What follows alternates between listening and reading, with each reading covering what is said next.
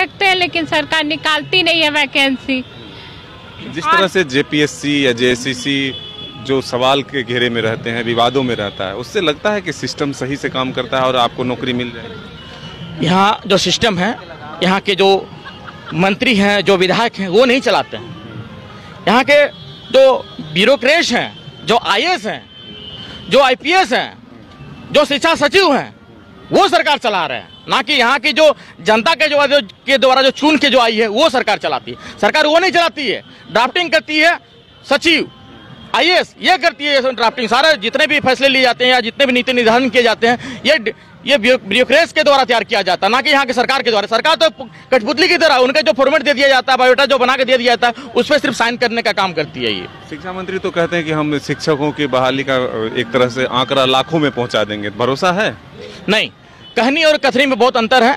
हमेशा जब भी सरकार आती है वो आश्वासन भर भर के देती है। जब भी सरकार सत्ता पे आती है वो समझती है कि आने वाले समय में हमको बहुत सारे सवालों का जवाब देना होगा, इसलिए वो हमेशा झोला भर भर के आश्वासन लेके आती है। जब भी अगला सामने से कोई क्वेश्चन के लिए आता है या सवाल उनसे पूछता है तो वो पॉकेट से सवाल निकालती है आश्वासन के रूप में और उनका थैला में थमा देती है, उनको भेज देती है कि आप कहाँ अगले बार या कुछ दिनों के बाद आपकी जो सुनवाई वो पूरी हो जाएगी, आपको रोजगार मिलेगा, आपको ये मिलेगा, वो मिलेगा। लेकिन ये कुछ होता नहीं है।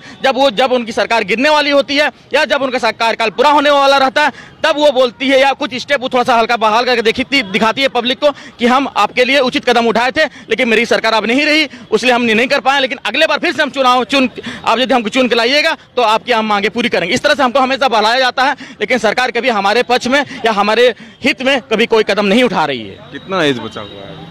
लगभग एज खत्म हो चुका है। ऐसे भी ये जो हाई स्कूल टीचर का या प्लस टू टीचर का जो बहाली प्रक्रिया है उसमें 40 साल उम्र मैक्सिमम दिया गया। हमारा अभी ये लास्ट अपियर हम हो सकते हैं लास्ट बार, उसके बाद हमारी उम्र ही खत्म हो जाएगी। तो संघर्ष जो कर रहे हैं, तो क्या लगता है घर परिवार में लोग ताना देते हैं? हाँ, ताना देते हैं।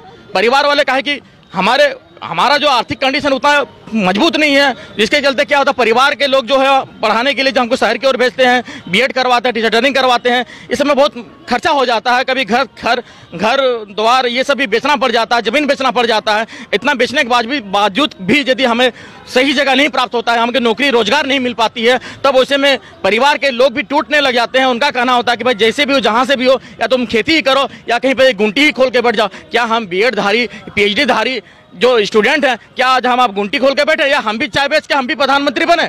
हर कोई चाय बेच के प्रधानमंत्री तो बन नहीं सकता है, या हर कोई लिट्टी चोखा बेच के भी ऊपर नहीं जा सकता है। तो रोजगार तो हर किसी को चाहिए ना। जब हमारे लिए आप रोजगार दीजिएगा नहीं तो हमको पढ़ा क्यों रहे हैं, हमको बीएड क्यों करवा रहे हैं? आप सीधे पढ़ाना ही बंद कर दीजिए। जैसे अब इंटर लेवल पे आप राजनीति विज्ञान हुआ, समाज शास्त्र हुआ, दर्शन शास्त्र हुआ, मानव शास्त्र हुआ, इन सभी विषयों की पढ़ाई होती है प्लस टू लेवल पे। लेकिन जब इनके टीचर की बहाली नहीं कर सकते हैं तो इसको पढ़ाई बंद कर देना चाहिए। अब जब उनको पढ़ाई हो रही है तो आप हायर एजुकेशन से, यानी पीजी डिपार्टमेंट से हो या कॉलेज से आप टीचर को हायर करके बुलाते हैं सिर्फ कॉपी एवोल्यूशन के लिए, ना कि टीचिंग देने के लिए, ना कि पढ़ाने के लिए। और एक वीडियो बना देखिए, हाई स्कूल लेवल पे जो टीचर का बहाली हुआ, परमानेंट बहाली, उनको भी कभी कभी प्लस टू की कॉपी जांचने के लिए बोला जाता है, लेकिन वो योग्य नहीं है, क्योंकि वो हाई स्कूल टीचर के उनके बहाली की गई, ना कि प्लस टू टीचर के उनके बहाली की गई। उनको प्लस टू टीचर का जो पाठ्यक्रम है, प्लस टू लेवल का जो पाठ्यक्रम, उनका भी उनको ज्ञान नहीं है कि इस पाठ्यक्रम में क्या है, उनको क्या पढ़ाया जाता है। लेकिन हाई स्कूल टीचर जाते हैं और कॉपी काट के आ जाते हैं, यानी उनका मकसद सिर्फ यही होता है कॉपी काटना, पास करना और पैसा कमाना, बस उनका भरोसा है सरकार पर कि नौकरी मिलेगा।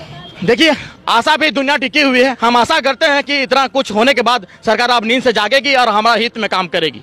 तो जिनके हाथों में कलम होने चाहिए वो देखिए तख्तियां लेकर जो है राजभवन के समक्ष जो है वो प्रदर्शन कर रहे हैं।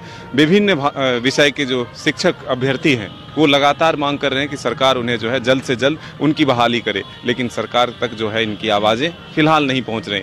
इनका कहना है कि जब तक हमारी मांगें पूरी नहीं हो जाती तब तक वो संघर्ष करते रहेंगे। अपने सहयोगी विकास के साथ मदन सिंह, न्यूज़ बाइस्कोप, रांची।